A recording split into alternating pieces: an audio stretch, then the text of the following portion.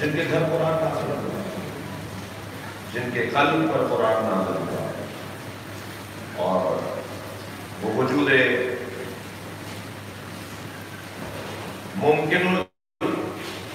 ممکن الوجود میں اور وجودوں میں جو ممکن وجود ہے اس میں سب سے بڑا وجود سرکار ہے۔ نبی سے زیادہ کسی کا بڑا وجود نہیں ہے، اور بلکہ اگر اللہ نے خالق اور مخلوق کا رشتہ نہ رکھا ہوتا تو اپنے حبیب کو تو اپنے ساتھ ایسے رکھتا ہے کہ معرفت سے خالی لوگوں کے لیے شبہ ہی شبہ، شبہات ہی شبہات، لہذا ہم ان کے دروازے پر اور سورہ مبارکہ توحید کی تفسیر پر غور کرنے کے لیے آج کل 7ویں منزل میں داخل ہو رہے ہیں۔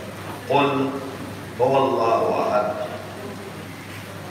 سورہ کا آغاز قل سے ہو رہا ہے۔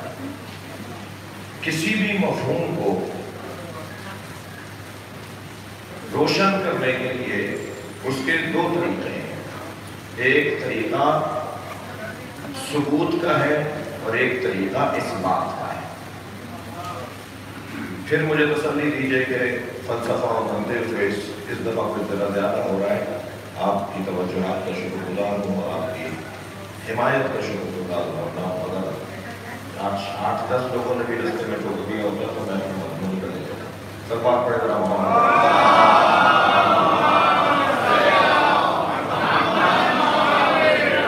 ہر مفہوم کے بیان کے لیے دو رستے ہیں، ایک ثبوت، ایک اثبات۔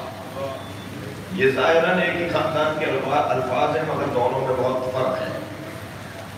جب تک بات مجھ پر روشن نہیں ہوگی اس وقت تک میں آپ کو روشن نہیں کر پاؤں گا۔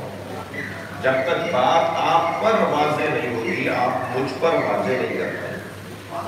وہ جو خود انسان پر کسی چیز کا، کسی مفہوم کا روشن ہوتا ہے اسے ثبوت کہا جاتا ہے، اور جب وہ بیان کرتا ہے تو اسے اثبات کہا جاتا ہے۔ یہ مختصر ترین تعریف ہے ثبوت اور اثبات کی۔ صلوات پڑھیں ذرا محمد۔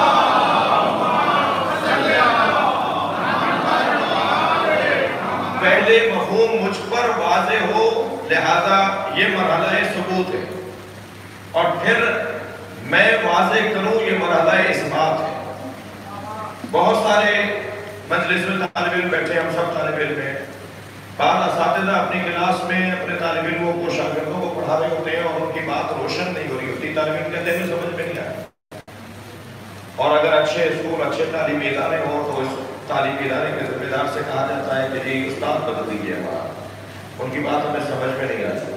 میرے ایک بزرگ استاد تھے، ان کا فرمانا تھا کہ اگر کوئی استاد سمجھا نہیں پا رہا تو مانو کہ وہ سمجھا بھی نہیں ہے۔ اگر اسے سمجھ لیا ہوتا تو وہ سمجھاتا۔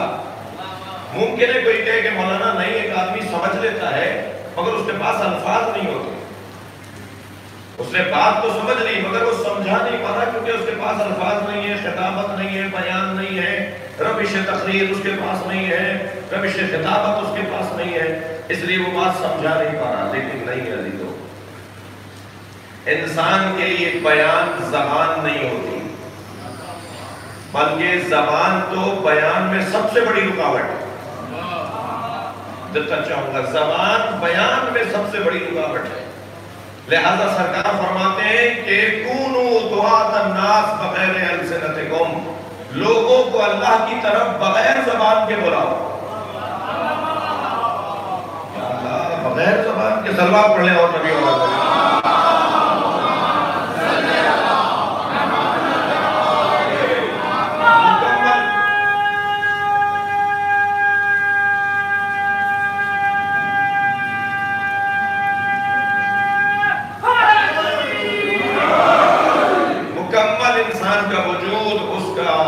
انداز، اس کا وجود پکار کے بتائے گا کہ اس کے پر یہ بات روشن ہے جو بات مجھے سمجھانا چاہتا ہے۔ آغاز سورہ ہو رہا ہے قل، قل، قاف لام، قل، کہہ دو۔ قل مقام ثبوت سے مقام اس بات کے سفر کو کہا جاتا ہے۔ اللہ نے کہا ہی نہیں ہے کہ میرے وجود کو سمجھاؤ۔ وجود الہی اتنا روشن ہے، وجود پروردگار اتنا واضح ہے کہ نہ قرآن میں اللہ نے اپنے وجود پر دلیلیں دی ہیں، نہ مصطفیٰ سے کہا ہے کہ تم یہ کہو کہ میں ہوں۔ تم تو بس انہیں یہ بتاؤ کہ میں وحدہ لا شریک ہوں، میں یکتا اور تنہا ہوں۔ کیونکہ جتنے بھی افراد، یہ جملہ میں کہہ چکا ہوں، یہ مفہوم میں کہہ چکا ہوں، جتنے بھی معاشرے میں افراد ہیں سب کے پاس اللہ کے ہونے کی دلیل ہے۔ وہ بڑے سے بڑا دانشور ہو، وہ فلسفے کا استاد ہو، یا وہ ککڑی بیچنے والا اور ٹھیلا لگانے والا اور جوتیاں بنانے والا اور جس کو اپنا نام بھی نہ لکھنا آتا ہو، وہ اللہ کو مانتا ہے کہ اللہ ہے۔ جو نیچر کو مانتے ہیں، جو فطریات کو مانتے ہیں، جو مادے کو مانتے ہیں، وہ بھی کسی کو مبدا مانتے ہیں، وہ بھی کسی کو آغاز مانتے ہیں، وہ بھی کسی کو مانتے ہیں کہ یہاں سے بات شروع ہوئی ہے۔ کیا خوب کہا ہے ایک استاد عارف نے، ایک عارف استاد نے، کہ جو لوگ کسی کو بھی آغاز مان لیتے ہیں وہ زیادہ معتبر ہیں، یا جو خالق عقل کو آغاز مانتے ہیں۔ مانتے تو تم بھی ہو کہ کوئی پہلے ہے، کوئی اول ہے، کوئی شروعات ہے، کہیں سے بات شروع ہوئی ہے، مگر بہتر نہیں ہے کہ اسے مان لیا جائے۔ یہ کیسے ممکن ہے کہ جس سے بات شروع ہوئی ہے اس کا تمہیں کوئی عطا پتہ نہ ہو، اور جو تمہیں اس کا پتہ بتا رہا ہے، یعنی سرکار کی ذات، یعنی ائمہ اہل بیت کی ذات، ان کے ہاں عقل اور فہم اس درجے پر ہو۔ جو ایسے صاحبان عقل ہوں، ان کا بنانے والا خود عقل ہوگا، خود وجود عقل ہوگا۔ لہذا مرحلہ ثبوت پر اللہ نے اپنے حبیب سے نہیں کہا کہ وہ جو تمہیں پتا ہے نا اللہ، وہ جو تم پر ثابت ہے، وہ جو مرحلہ ثبوت سے تم جس سے گزر چکے ہو، قل وہ بتا دو انہیں، وہ اللہ بتا دو انہیں۔ اب وہ اللہ کیا ہے؟ اے میرے حبیب ان سے کہہ دو ہو اللہ۔ اب ہوگا کہہ کر بھی تمہیں بھی ثابت ہے وہ اللہ، اشارہ وہ اللہ، تاکہ تم اپنے ذہن پہ ٹٹولو، اپنے دماغ پہ ڈھونڈو، اپنے من میں ڈھونڈو کہ وہ اللہ کون ہے۔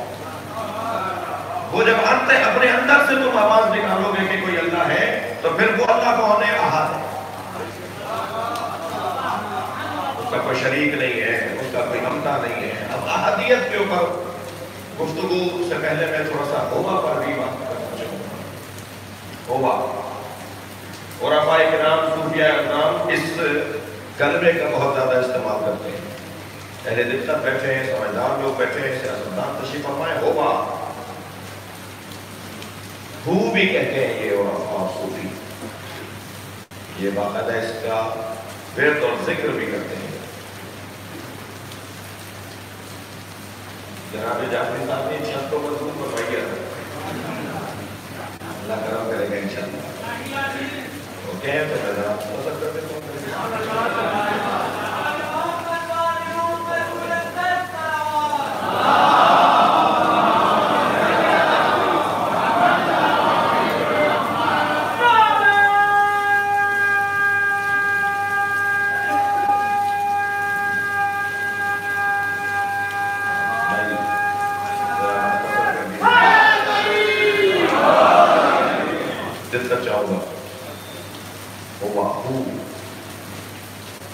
جنگ بدر میں مولا کائنات کی فتح آپ کو ذہن کرے گا۔ 18 بڑے سردار مارے، جس میں سے 13 خود اکیلے علی نے مارے، یعنی پورے لشکر نے 5 سردار مارے۔ ابن حارث نامی ایک بہت بڑا سردار تھا جنگ بدر میں، جب وہ میدان میں آیا نا تو سرکار کو جب نے دونوں ہاتھ اٹھا کر دعا کرنا شروع کی، اللہ میری قوم کو، میری امت کو اس شریر سے، اس شر سے محفوظ فرما۔ مولا علی نے نبی کی یہ دعا سن لی کہ نبی اللہ کی بارگاہ میں ابن حارث کے شر سے بچنے کی دعا کر رہے ہیں۔ مولا برق کی مانند میدان میں اترے، اسے مار کر واپس آ گئے۔ جنگ چلتی رہی، سرکار نے کچھ دیر بعد کہا یہ ابن حارث نظر نہیں آ رہا، تو مولا دور فاصلے میں کھڑے تھے، آواز دے کر کہا یا رسول اللہ میں نے اسی وقت اسے مار دیا۔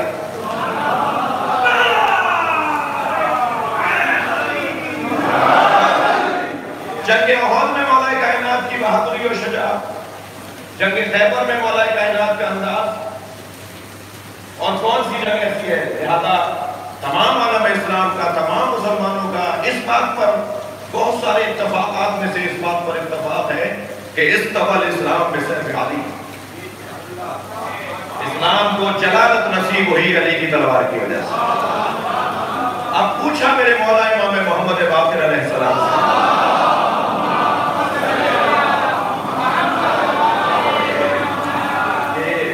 فرزند امام ہے، فرزند رسول، فرمائیے علی بن ابی طالب کی کامیابیوں کے راز، کامیابیوں کا راز کیا تھا؟ تھک کر نہیں سوئیں گے، عقیدہ توحید ہے، صبح کا وقت ہے، رحمت الہی کے ساتھ ہے۔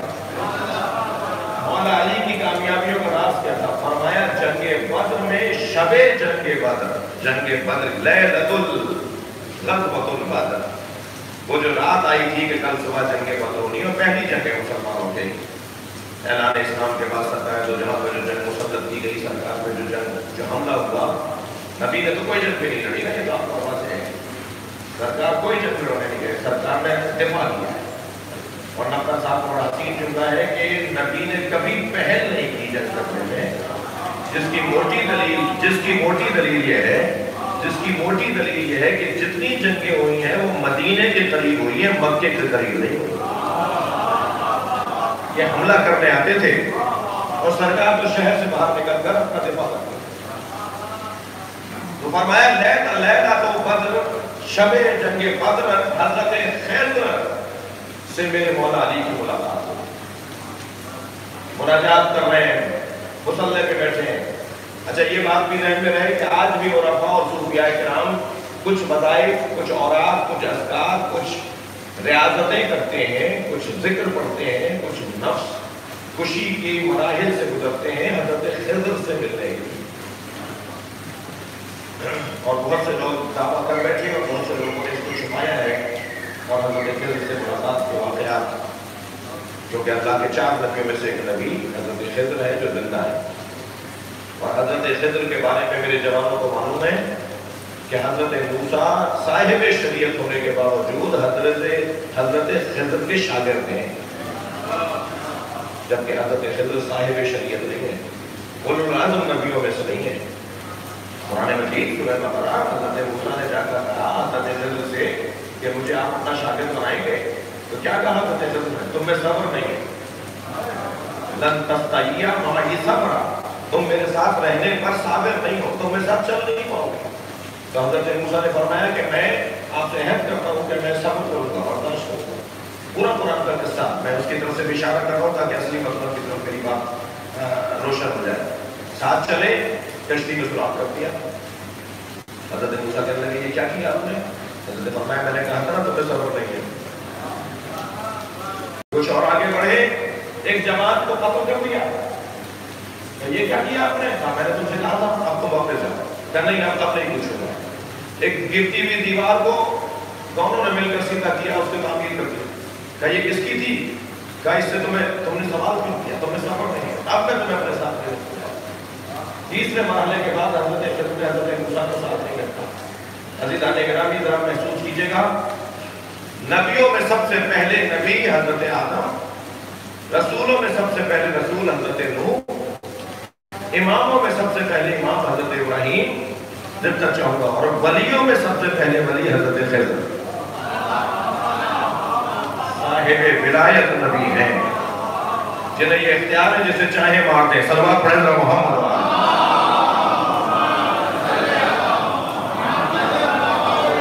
اور پھر جواب دیا انہوں نے کہ میں نے یہ دیوار سیدھی کیوں کی اور میں نے یہ جوان کیوں قتل کیا، جیسے حضرت خضر کے شاگرد ہیں۔ اب اس میں جو علمی اور پیچ و خم ہے اور بحث اور مباحثے میں اسے گریز کر رہا ہوں۔ حضرت خضر کی ملاقات اور کہا ہے اللہ کے نبی خضر کل سے جہاد کا آغاز ہے، آپ مجھے کوئی ایسا ذکر بتائیے کہ جو میں ذکر پڑھوں تو میں ہر میدان جہاد میں کامیاب رہوں۔ اور میرے مولا باقر فرماتے ہیں کہ حضرت خضر نے یہ ذکر علی کو تعلیم دیا، یہ ذکر علی کو بتایا، اور وہ ذکر کیا ہے؟ یا ہوا من لا ہوا الا ہوا. صلوات پڑھے محمد والا.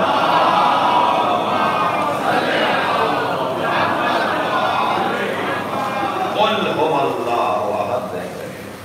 ہوا اللہ کا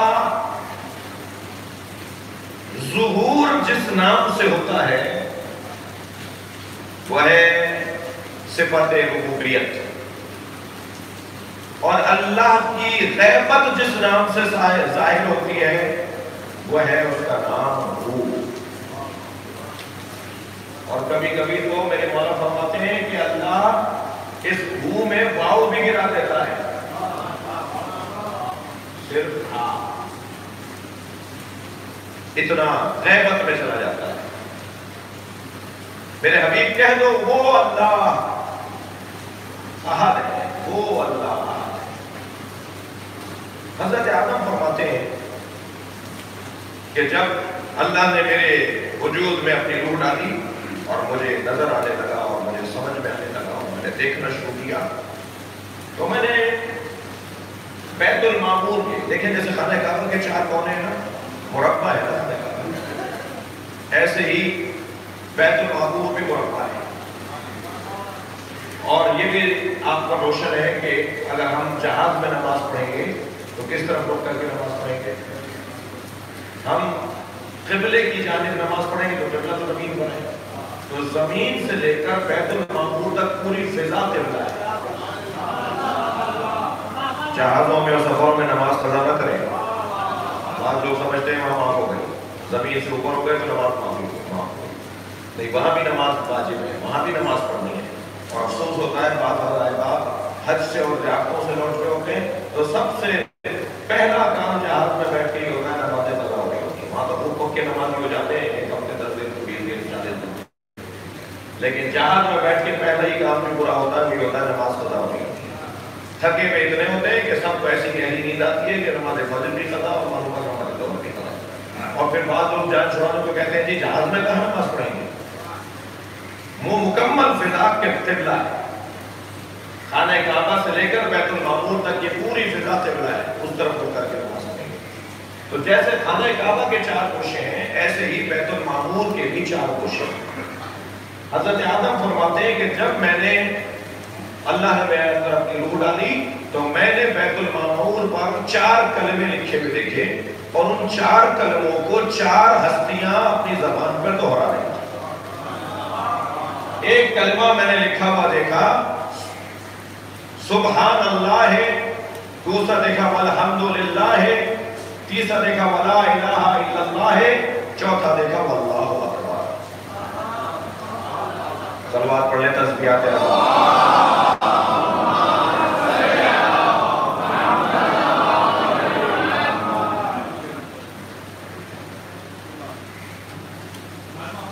مجلس کو بلانی کرو، ایک صلوات پڑھ لیں.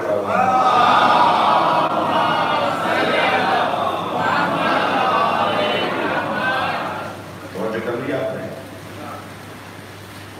مجھے تھوڑی سی تسلی ہو گئی کہ جو بہن باپ باہر ہیں وہ منظر آ سکتے ہیں، تو تھوڑی جگہ سب ماسک لگائے ہوئے ہیں.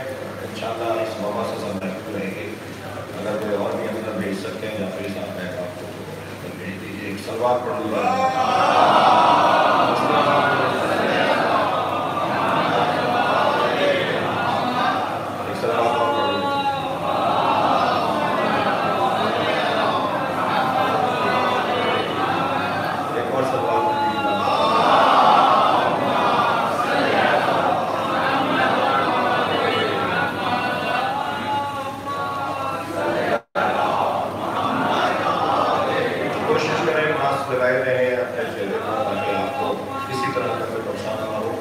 ایک صلوات اور پڑھنے کی بات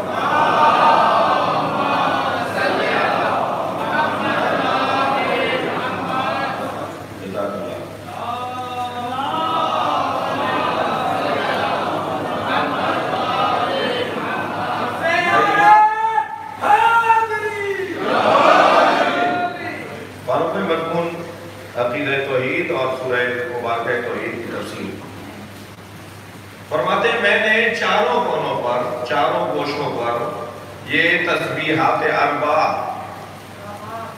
سبحان اللہ والحمدللہ ولا الہ الا اللہ واللہ اکبر، یہ تسبیحات اربع میں نے لکھی ہوئی چاروں کوشوں پر دیکھی۔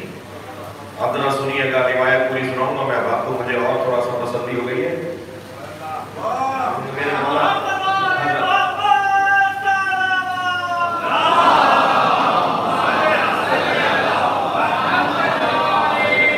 فرماتے ہیں کہ سرکار دو جہاں آخری نبی خاتم الانبیاء ہمارے نبی کے بارے میں حضرت آدم فرماتے ہیں، ان کی زبان مبارک پر عالم ملکوت میں جو ذکر رہتا تھا وہ رہتا تھا سبحان اللہ، اور علی کی زبان پہ ذکر رہتا تھا الحمدللہ، اور حسن مشتبہ کی زبان پہ ذکر رہتا تھا لا الہ الا اللہ، اور حسین کی زبان پہ ذکر ہوتا تھا واللہ اکبر۔ اللہ اکبر کا ذکر حسین اپنی زبان پہ، میں نے پنجتن کے انوار کو وہاں ذکر کرتے ہوئے دیکھا،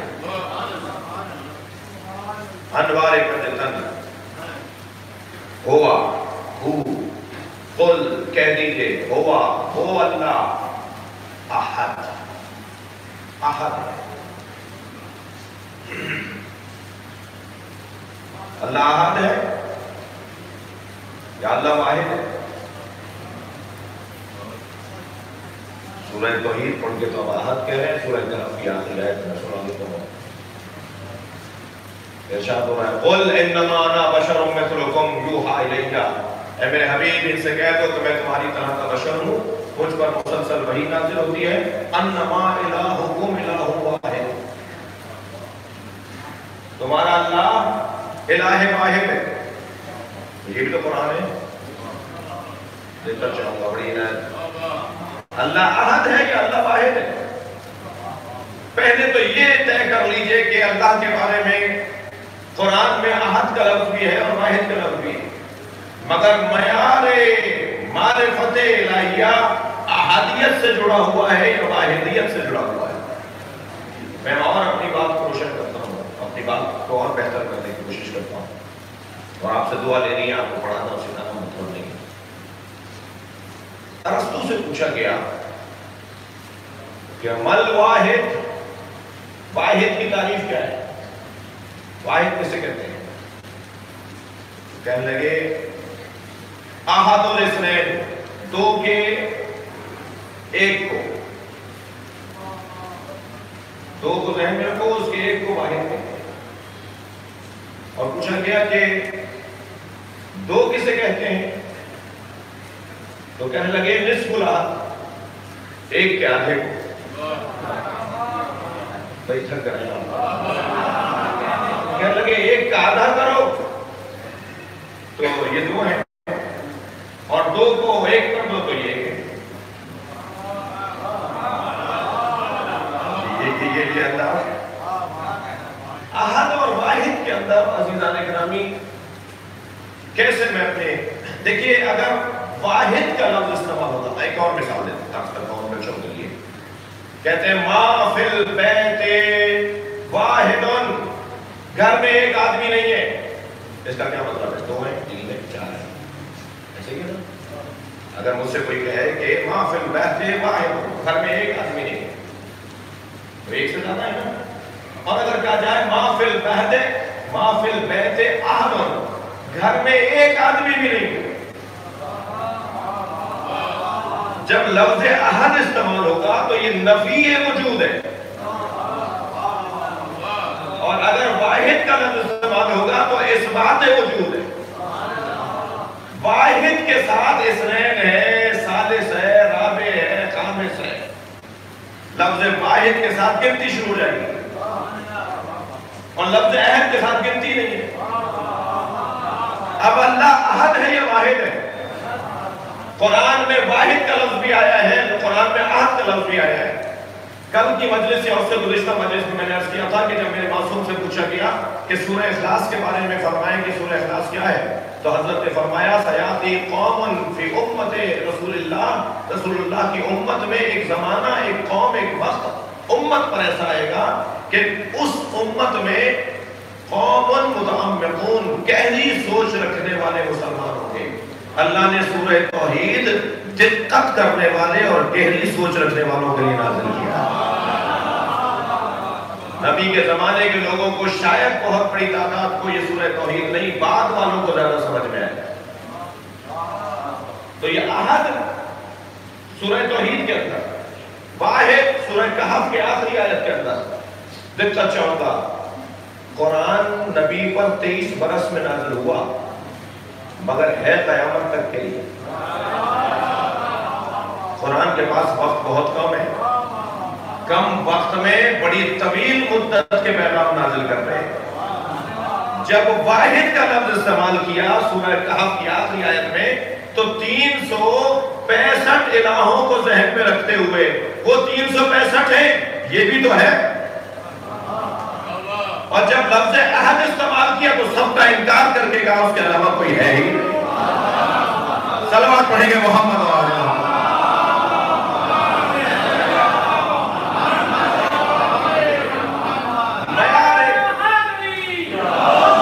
قرآن ہر سطح کے انسان کے لیے نازل ہوا ہے۔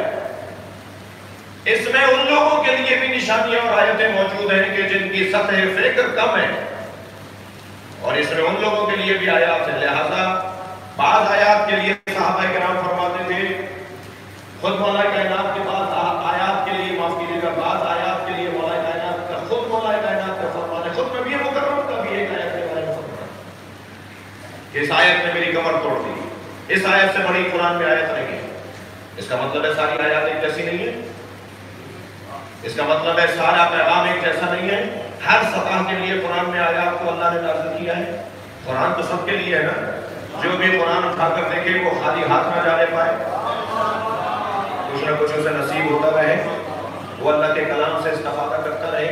بعض آیات تو عزیزان گرامی قرآن مجید میں واقعی ایسی ہیں کہ جنہیں فریم کروا کے، جنہیں خوشخطی سے دکھوا کے اپنے ڈرائنگ روموں میں، اپنے گھروں میں، اپنے آتے جاتے رستوں میں، گھر کے رستوں میں، دیواروں میں لگانے کی ضرورت ہے، تاکہ ان کو دیکھ کر ہمارے اوپر اثر ہو، ہمارے مزاجوں میں تبدیلی آئے، ہمارے رویوں میں تبدیلی آئے، ہمارے طور طریقوں میں تبدیلی آئے۔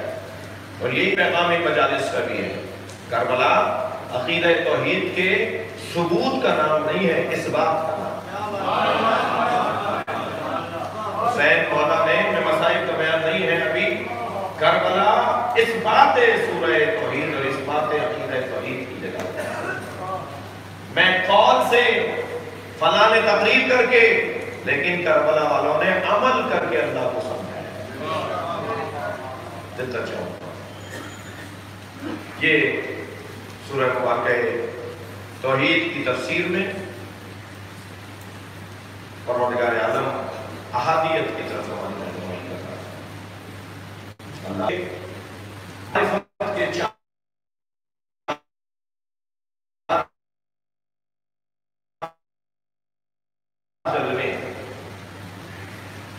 یا جمال ہے، یا یہ اوروپا کی بتائی ہوئی باتیں ہیں جو میں آپ کے سامنے پڑھ کر سن کر کے منتقل کرنے کی کوشش کر رہا ہوں۔ کوشش کی ہے کہ تھوڑا سا ہضم بھی کیا جائے، میری بات کو خود بھی سمجھ لیا جائے کہ کیا کہنا چاہ رہے ہیں۔ معرفت کے باب میں ایک عنوان جمال ہے، ایک عنوان جلال ہے، ایک عنوان حال ہے، ایک عنوان کمال ہے۔ کہتے ہیں معرفت جلالیہ، معرفت جمالیہ، معرفت حالیہ، معرفت کمالیہ۔ اس انداز سے عرفا اس بیان کو مکمل کرتے ہیں۔ قل هو اللہ احد شرح لجمالہ، جمال پروردگار کی اگر شرح کی جائے گی تو وہ اس آیت سے کی جائے گی، قل هو اللہ احد۔ اور پھر فرماتے ہیں اللہ الصمد شرح لجلالہ، اللہ الصمد اس کے جلال کی شرح، لم یلد ولم یولد شرح لحالہ، اس کا حال کیا ہے؟ لم یلد ولم یولد۔ انصب لنا ربک، اپنے رب کا شجرہ بتائیے، یہی تو کہا تھا نا مشرکوں نے، اپنے رب کا شجرہ بتائیے، اپنے رب کا نسب بتائیے، کون ہے آپ کا اللہ، کہاں سے آیا آپ کا اللہ؟ تو پروردگار عالم نے کہا میرے حبیب سورہ توحید سنا دو، یہی میرا شجرہ ہے۔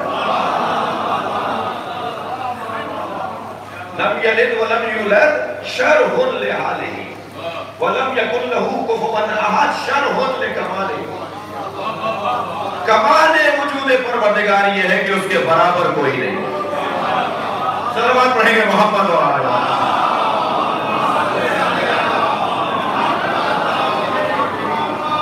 عزیزان گرامی، یہ اس ذات کردگار کی معرفت کا ایک باب۔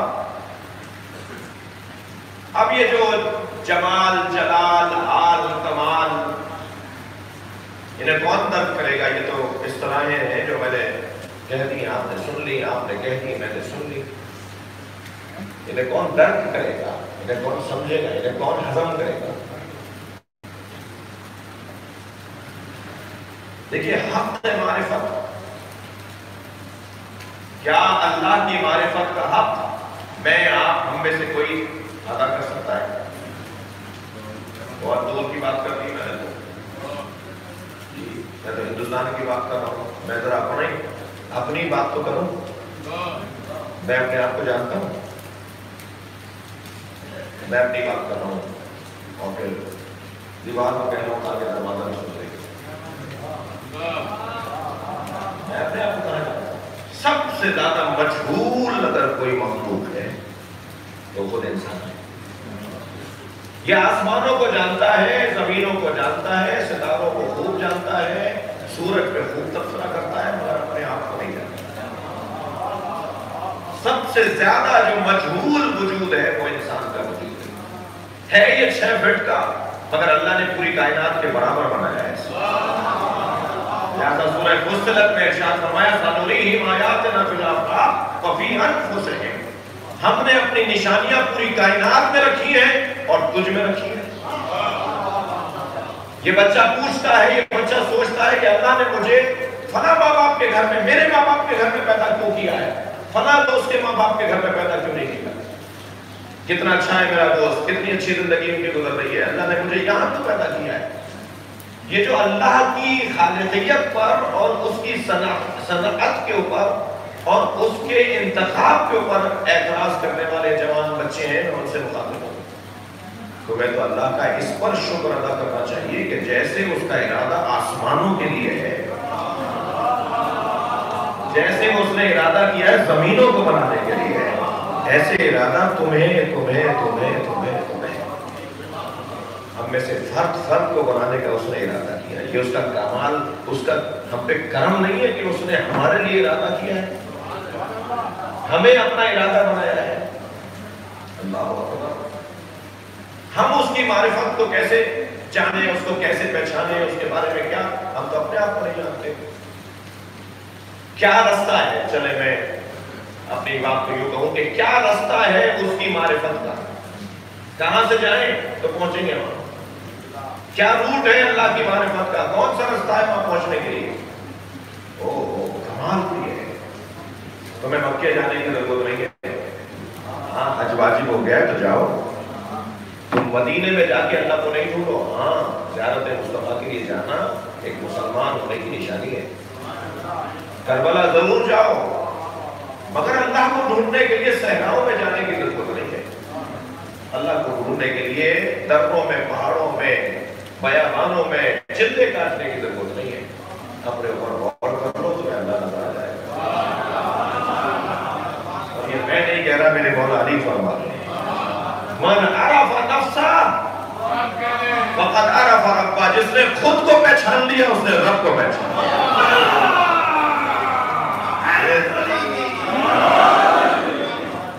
کہاں جائے بھئی اللہ کو ڈھونڈنے کے لیے؟ جتنا مشکل ہے پہچاننا، اتنا ہی علی نے آسان بنا دیا۔ اچھا کون آسان بنا سکتا ہے؟ جس نے اس منزل سے خود کو گزار لیا، اس نے سمجھ لیا ہو کہ معرفت الہی کا ذریعہ کیا ہے۔ تو معرفت الہی کا ذریعہ خود اپنے اوپر غور کرنا ہے۔ میں ایک جگہ سے گزر رہا تھا کہ اچانک میرا سر چوکھٹ میں جا کے لگا، میں نے اپنے آپ کو بچایا، ایک ظرف کو ہاتھ لگایا، وہ گرم تھا تو اس کی تپش اس کا اثر چلنے کی صورت میں میرے ہاتھ پر آیا، میں نے ہاتھ کھینچ لیا. گزر رہا تھا، گڑھا تھا، پیر اس میں گیا، میں گرنے لگا، سنبھل گیا. یہ کون سنبھال رہا ہے؟ یہ کون کہہ رہا ہے گردن جھکاؤ؟ یہ کون کہہ رہا ہے کہ یہاں پر مثال کے مرکز کو ماننا پڑے گا جو قابل رویت بھی نہیں ہے، قابل تقسیم. تب جا کے یہ شکل کائنات بنتی ہے. میں نے ایک جملہ کہا کہ اگر ہمیں کیا رستہ کیا لینا ہے، کس رستے سے جائیں گے. ایک قاعدہ ہے، کل صفت تقتضی مظہرا. ہر صفت کا تقاضا یہ ہے کہ اس کا مظہر ہونا چاہیے. یہ قاعدہ ہے، عربی زبان کا محاورہ ہے، احادیث کی روشنی میں. کل صفت تقتضی مظہرا، ہر صفت کا تقاضا ہے کہ اس کا مظہر. وجود پروردگار، اللہ اکبر. میں اپنے اوپر غور کروں تو مجھے اللہ سمجھ میں آ جائے، اور اگر میں کہوں علی کو دیکھ کے اللہ سمجھو تو اس میں شرک کیا ہوا. میں اگر کہوں مصطفیٰ سرکار کو دیکھ کر اللہ سمجھو تو اس میں شرک کیا ہوا. اب دو حدیثیں میں آپ کو سنانے جا رہا ہوں اور امید کرتا ہوں کہ آپ کی توجہ جیسے اب تک ایسی رہے گی. ایک حدیث پہ حضرت ارشاد فرماتے ہیں، مولا نبی فرماتے ہیں، ما عرف اللہ الا انا وعلی. اللہ کو کوئی جانتا ہی نہیں ہے سوائے مجھ مصطفیٰ کی اور علی. ما عرفنی الا اللہ وعلی. مجھ مصطفیٰ کو کوئی جانتا ہی نہیں ہے سوائے اللہ کے اور علی کے. ما عرف علیا الا اللہ وانا. اور علی کو کوئی جانتا ہی نہیں ہے سوائے اللہ کے اور میرے. اللہ اکبر. دیکھنا چاہوں گا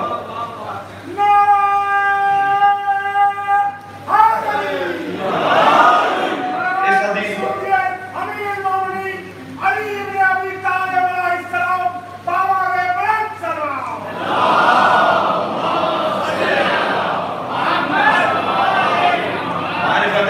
کے باب میں گفتگو ہے، قل هو اللہ احد کی تفسیر کا بیان ہے، مضمون سے ہٹا ہوا نہیں.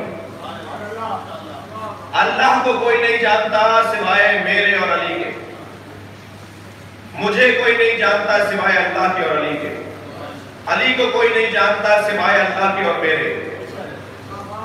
اب جو اس منبر پہ بیٹھ کر مولا کائنات کے فضائل پڑھتے ہوئے لوگ سینہ چوڑا کر کر کے دعوے کر رہے ہوتے ہیں، وہ ذرا مجھے بتائیں معاذ اللہ وہ اللہ ہے یا مصطفیٰ ہے؟ کہاں پہچان سکتے ہو تم علی کو؟ تم نے جو پڑھا ہے سمجھا ہے اس میں بھی خطاؤں کا شکار، اور بہت ساری ایسی باتوں کو بیان کر دیا جاتا ہے کہ جن باتوں کو محسوس کیا جا سکتا ہے کہ وہ خود بھی نہیں سمجھے کہ وہ کیا کہہ رہے ہیں. یہ منبر غلو پھیلانے کی جگہ نہیں ہے. یہ منبر شرک پھیلانے کی جگہ نہیں ہے. جو دعویٰ کرے کہ میں اللہ کو پہچان چکا ہوں وہ خود بخود دعویٰ کر رہا ہے کہ وہ یا نبی ہے یا علی ہے. جو دعویٰ کرے کہ میں مصطفیٰ کو پہچان گیا وہ دعویٰ کر رہا ہے معاذ اللہ کہ وہ اللہ ہے یا علی ہے. نہیں، ہم دعویٰ ہی نہیں کر سکتے. مظہر صفات پروردگار کے ذریعے سے ہم انہیں سمجھیں. بہت طویل گفتگو بھی مفصل بھی ہو سکتی ہے. مثال دے رہا ہوں، ایک شخص چور مولا علی کی خدمت میں آیا گیا. ثابت ہو گیا یہ چور ہے. حضرت فرمایا اس کی انگلیاں کاٹ دو. کٹی ہوئی انگلیاں ہاتھ میں لے کر کوفے کے چاراہے میں کھڑا ہو گیا. لوگوں آؤ میں بتاتا ہوں یہ انگلیاں کس نے کاٹی. مجمع جمع ہونے لگا یہ سوچ کر کے اب علی کے خلاف بولے گا. اور جب مجمع لگ گیا تو اس نے اسی چاراہے کو منبر فضائل علی بنا دیا اور مولا کائنات کے وہ فضائل پڑھے. تو میں پتا ہے یہ انگلیاں کس نے کاٹی ہے؟ یہ انگلیاں اس نے کاٹی ہے کہ بستر نبی پہ نص ہوتا تو نبی کی جان بچانے والا کوئی نہیں تھا. اور خیبر اور خندق اور مولا کے فضائل اور مناقب کا بیان کہ مجمع میں سے ایک شخص کی آواز آئی، علی تمہاری انگلیاں کاٹ رہے ہیں. اور تم علی کے فضائل پڑھ رہے ہو؟ کہنے لگا فضائل تو اسی کے پڑھے جائیں گے جو عدل الہی کو نافذ کرتا ہو۔ یہ خبر پہنچی میرے مولا تک، حضرت فرمایا بلا دو اسے۔ جب اسے بلایا گیا، حضرت نے اس کی کٹی ہوئی انگلیوں کو اس کے ہاتھ سے جوڑا، ارادہ فرمایا، ہاتھ اس کا، انگلیاں اس کی جڑ گئی، انگلیاں اس کی جڑ گئی۔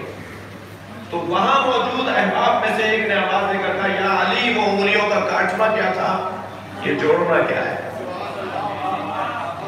ہر صفت کے لیے ایک مظہر چاہیے، میں دلیل دینے جا رہا ہوں اور بات کو یہاں مکمل کر دوں گا۔ یا علی وہ انگلیوں کا کاٹنا کیا تھا، یہ انگلیوں کا جوڑنا کیا ہے؟ فرمایا وہ عدل الہی کا ظہور تھا، یہ کرم الہی کا ظہور تھا۔ صلوات پڑھیں گے محمد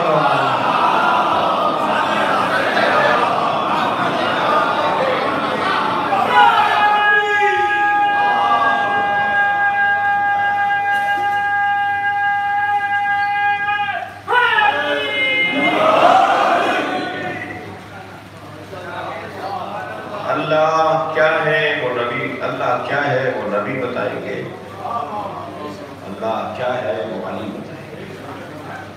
اور بس ہمیں عقیدہ توحید پر دلائل، توحید کی بات کر رہا ہوں، وجود الہی کی بات نہیں، وجود الہی پر وہ بات ہی نہیں کر رہے۔ وہ کہتے ہیں تم اللہ کو تو مانتے ہو، ایک اللہ کو ہمارے کہنے میں اس کی صفات کے بارے میں ہم تمہیں بتائیں گے۔ لہٰذا میری گزارش ہوگی کہ اپنے نوجوانوں سے خاص طور پر کہ نہج البلاغہ کا پہلا خطبہ کسی استاد سے جا کے پڑھیں۔ خود سے مطالعہ کریں گے تو الجھ جائیں گے۔ بے استاد تو ویسے ہی معاشرے میں بڑھتے جا رہے ہیں اور ان کی وجہ سے معاشرہ خرابی کی طرف جا رہا ہے۔ پہلا خطبہ ضرور پڑھیں، عقیدہ توحید پر پہلا خطبہ ہے، معرفت الارہ خطبہ مولانا کہنا۔ اور اہل سنت عالم دین نے، مصر کے ایک اہل سنت عالم دین نے اس کی شرح 5 جلدوں میں کی ہے، صرف ایک خطبے کی، پہلے خطبے کی سب سے طویل بھی ہوئی ہے۔ سب سے طویل ترین خطبہ نہج البلاغہ کا پہلا خطبہ ہی ہے، جسے سمجھنے کے لیے یا فلسفی ہونا ضروری ہے یا فلسفی استاد سے سمجھنا ضروری ہے۔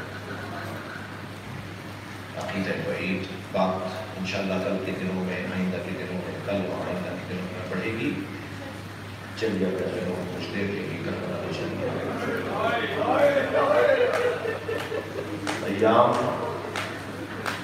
عشر مولا حسین مولا کی قربانی کے لیے بیت المعمور کے ایک کونے پہ لکھا ہوا ہے ولا الہ الا اللہ، اور سبحان اللہ والحمدللہ ولا الہ الا اللہ۔ یہ ولا الہ الا اللہ کا جو ذکر ہے وہ امام حسن کا ہے۔ امام حسن جو زبان پہ تسبیح اس عالم میں ملکوت میں پڑھ رہے ہیں، وہ ولا الہ الا اللہ۔ سبت اکبر ہیں نبی مکرم کے بڑے بیٹے، جتنے بھی اولاد سے متعلق سنتیں ہیں نا، اولاد سے متعلق جتنی بھی نبی کی سنتیں ہیں، وہ سب نبی مکرم نے اپنی بڑی اولاد کے لیے انجام دی تو سنت دی۔ یعنی امام حسن کے لیے وہ سارے کام کیے تو وہ سنت نبی اولاد سے متعلق، عقیقہ، ساتھ میں نام رکھنا، بال اتروانا، بچے کا نام رکھنا، یہ اولاد سے بڑے بیٹے کو چیزیں دینی ہے، انگوٹھی اس کے پاس جائے گی، عصا اس کے پاس جائے گی، بستر اس کے پاس جائے گا۔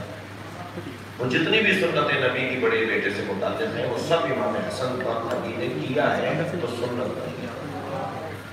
اور فرمایا میرا بڑا بیٹا ہے، سبت اکبر ہے، اور ایک بیٹے میں نبی مکرم کا جمال ہے تو ایک بیٹے میں نبی کا جلال ہے۔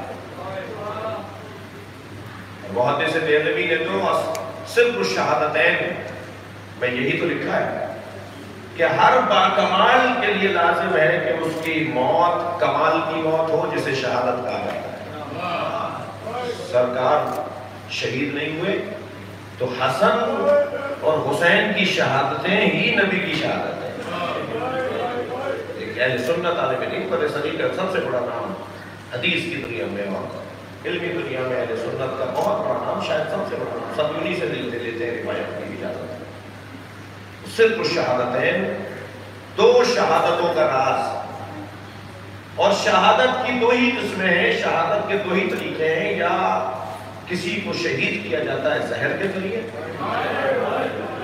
یا کسی کو شہید کیا جاتا ہے تلوار کے ذریعے۔ اب اگر نبی کے دونوں نواسے زہر سے مار دیے گئے ہوتے تو ایک قسم شہادت حاصل نہ ہوتی، اور دونوں کو اگر تلوار سے مار دیا گیا ہوتا تو نبی کی ایک قسم شہادت کا عنوان نہ ہوتا، ایک کو زہر سے مارا گیا اور ایک کو تلوار سے مارا گیا۔ وقت نہیں ہے اور فضائل کا باب میں نے بند کر دیا، ورنہ علامہ اقبال نے امام حسن کی شہادت پر جو کلام کہا ہے، ہاں یکے شمع شبستان حرم، امام حسن تیری فرماتے ہیں، حافظ جمعیت خیر الامم، دانشیند آتش پیکار اٹھی، پشت پادر پر سرے تاج لگی، وہ حسن مصطفیٰ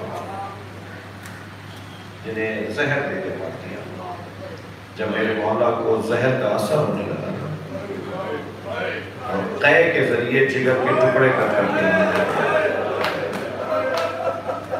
امام حسن قریب بیٹھے ہوئے تھے، امام حسین مولا حسن کے قریب بیٹھے ہوئے تھے، جب امام حسن کو قے سے جگر کٹ کر باہر آیا تھا اور امام حسین وہ تشت ہاتھ میں لیے ہوئے تھے، تو اسی اثنا میں کسی نے بتایا کہ زینب آ رہی ہے۔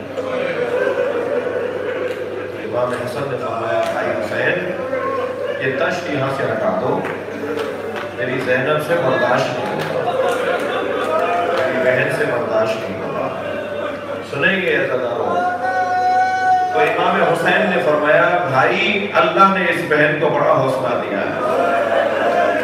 امام حسین کا تو ایک ہی جملہ ہے، لیکن میں اگر رونے والوں سے کہوں کہ اللہ نے جناب زینب کو بڑا حوصلہ دیا، کیسے؟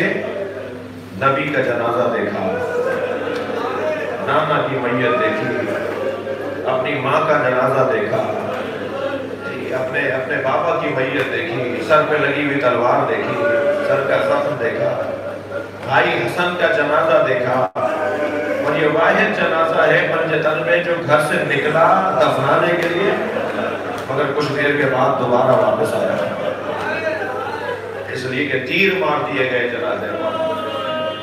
اور عزیزانو اس بہن کا تو بڑا حوصلہ ہے، یہ 70 قدم کے فاصلے سے، اجر و کمال اللہ، جسے رونا آ رہا ہے اپنی آواز آزاد کریں گے، اپنے بھائی حسین کو ذبح ہوتے ہوئے دیکھیں گے، بار بار پکارے گی، کوئی ہے جو نبی زادے کو بچائے۔ عرب دنیا کا دستور یہ تھا کہ اگر عرب کی عورت باہر گھر سے نکل کر آئے اور سر پر دونوں ہاتھ رکھ کے کھڑی ہو جائے تو گزرتے ہوئے لوگ سمجھتے تھے کہ اسے کسی چیز کی ضرورت ہے، یہ کوئی مطالبہ کر رہی ہے، اسے کوئی حاجت ہے، یہ کوئی مدد چاہتی ہے۔ سنیں گے عزیزانو، کبھی دائیں جا کے سر پہ ہاتھ رکھتی تھی، کبھی بائیں جا کے سر پہ ہاتھ رکھتی تھی، تاکہ پورا عرب دیکھ لے کہ مجھے اپنے بھائی کی زندگی چاہیے،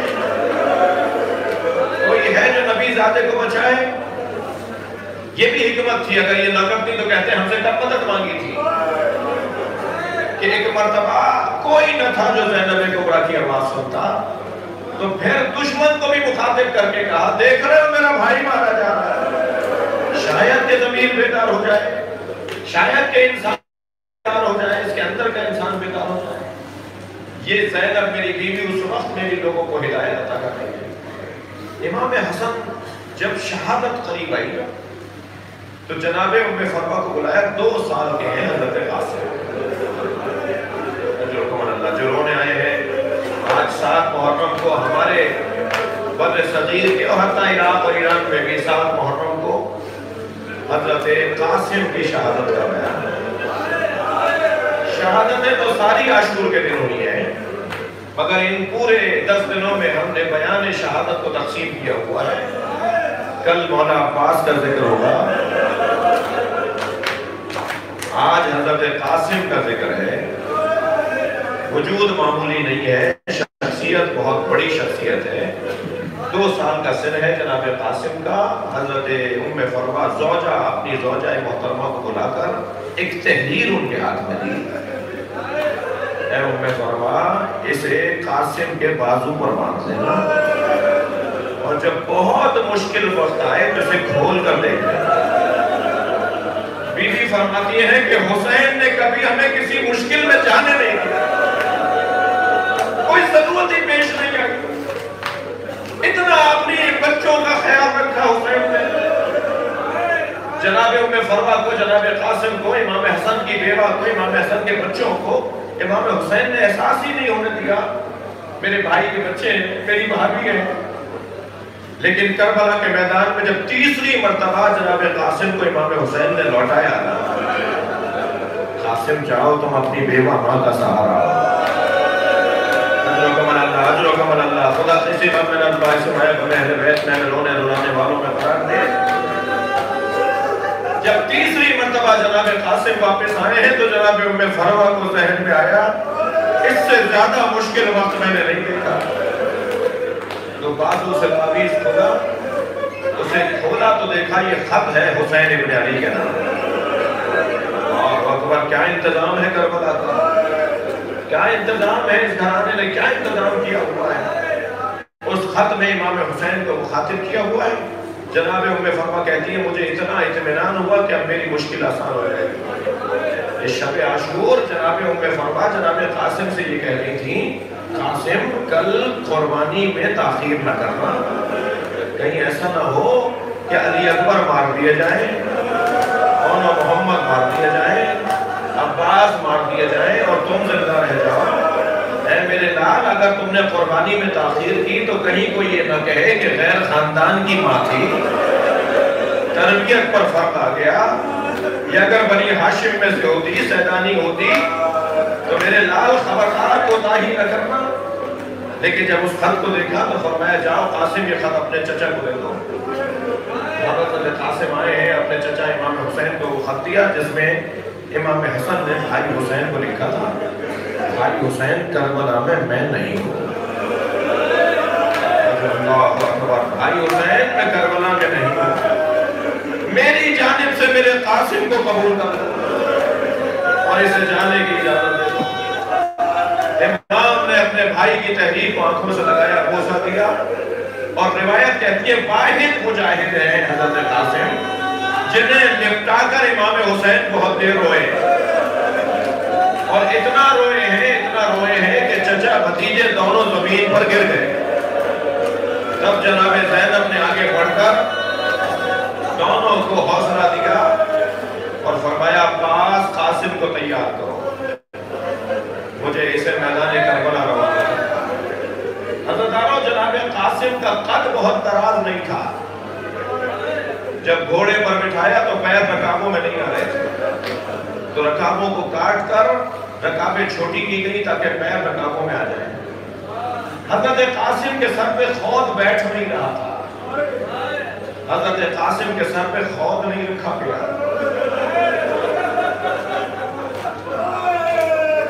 بلکہ حضرت قاسم کے سر پہ امامہ باندھا گیا. اور یہ واحد مجاہد ہے جسے حسین عجیب انداز سے سجا رہے ہیں. اگر آپ رونے کے لیے ایک منزل اور لے لیں, اس شہید کے ساتھ ایک ماں کی شادی کی آرزویں بھی ہیں. مجھے تو ایسا لگتا ہے جیسے حسین دولہا بنا رہے ہیں. اور کوئی پوچھے ام فروا سے کتنی آرزویں ہوتی ہیں ایک ماں کی کہ میرا جوان بچہ, اللہ اکبر, امامہ سر پر باندھا اور حضرت قاسم کو نقاب لگائی. آیت اللہ فاطمیہ ایک بزرگ عارف عالم دین ہے, انہوں نے اس منظر کو بیان کرتے ہوئے کہا کہ امام حسین نے جناب قاسم کے نقاب اس لیے لگائی کہ چہرے پر بچپنا ظاہر تھا. حضرت قاسم کا چہرہ مبارک جو تھا اس میں کمسنی ظاہر تھی, دشمن بچہ دیکھ کر حملہ نہ کرے.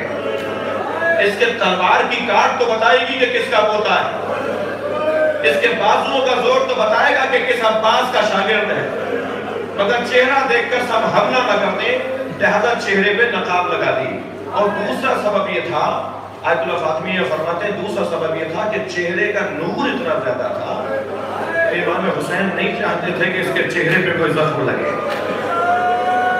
اور اگر آپ آمادہ ہیں تو یہ روایت بھی سن لیجئے، آپ کی آوازیں بلند ہیں، کہ جو کٹے ہوئے شہیدوں کے سروں کو نیزوں پر اٹھایا گیا تھا نا، تو جناب قاسم کا سر بھی کٹا ہوا نیزے پر اٹھایا گیا تھا. کٹا ہوا سر نیزے کی اڑی پر اٹھایا ہوا تھا. جب یہ قافلہ کوفے سے گزرنے لگا تو ایک قیافہ شناس چہروں کو دیکھ کر جو بات کرتے ہیں نا، بھویں ایسی ہیں، پیشانی ایسی ہے، ناک کی نوک ایسی ہے، لب ایسے ہے، اور پھر قیافہ شناس شخصیت بتاتے ہیں کہ اس کے چہرے کی چہرہ بتا رہا ہے اس کی شخصیت کیسی ہے. ایک قیافہ شناس سروں کو دیکھ کر احوال بیان کر رہا تھا. اس نے حضرت علی اکبر کے چہرے کو دیکھ کر حضرت علی اکبر کے احوال بیان کیے. امام حسین کے چہرے کو دیکھ کر کہا ان لوگوں میں اس سے بڑا وجود کوئی نہیں ہے. کسی نے کہا ایک سر گھوڑے کی گردن میں لٹکا ہوا ہے. اس نے حضرت عباس کے سر کو دیکھ کر چہرے کو دیکھ کر ایک جملہ کہا تھا، یہ چہرہ بتا رہا ہے کہ یہ گھٹ گھٹ کے مرا ہے، اس کی جو آرزویں تھی وہ پوری نہیں ہوئی. جناب قاسم کا چہرہ دیکھ کر اس نے ایک جملہ کہا، اس نے کہا یہ آ کر دیکھو، لوگوں کا بات دے کر کہنے لگا یہ چہرہ آ کے دیکھو، کفل قتل قمر، چاند کا ٹکڑا. مجلس میں خواتین بھی بیٹھی ہیں، مائیں بھی بیٹھی ہیں.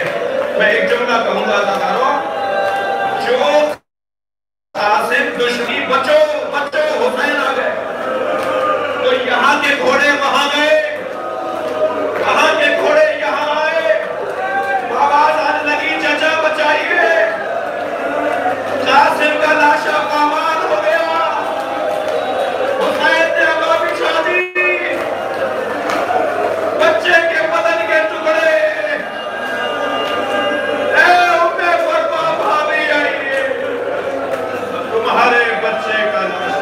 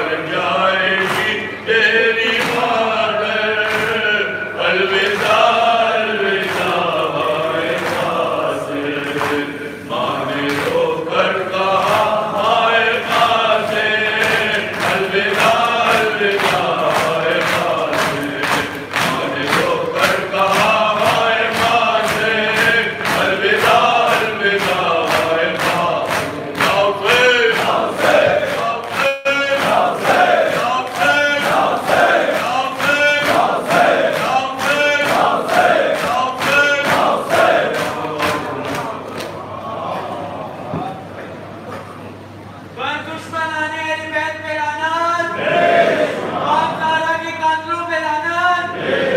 أعظم الله أجورنا أجوركم بمصائب الجد الحسين عليه السلام.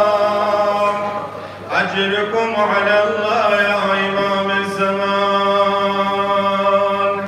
السلام عليك يا رسول الله.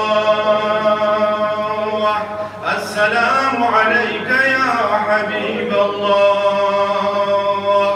السلام عليك يا أمير المؤمنين. السلام عليك يا فاطمة الزهراء سيدة النساء العالمين. السلام عليك يا حسن المجتبى سيد شباب أهل الجنة. السلام عليك يا أبا عبد الله الحسين وعلى الأرواح التي هلت بفنائك. عليك مني سلام الله أبدا ما بقيت وبقي الليل والنهار، ولا جعله الله آخر العهد مني لزيارتكم. السلام على الحسين وعلى علي بن الحسين وعلى أولاد الحسين وعلى أصحاب الحسين.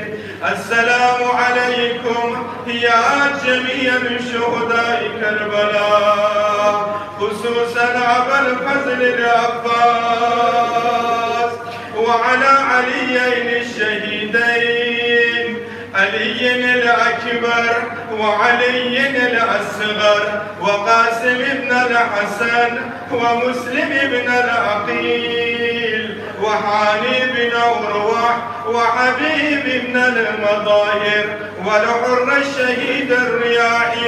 السلام عليكم ورحمة الله وبركاته. السلام عليك يا غريب الغرباء. السلام عليك يا أسير الأعداء. السلام عليك يا سلطان العرب والعجم، يا أبا الحسن علي بن موسى الرضا. السلام عليك يا مولاي ورحمة الله وبركاته. السلام عليك يا صاحب العصر والزمان. السلام عليك يا خليفة الرحمن. السلام عليك يا إمام الإنس والجان. أجل الله تعالى فرجك وسهل الله تعالى مخرجك. السلام عليك يا مولاي ورحمة الله وبركاته.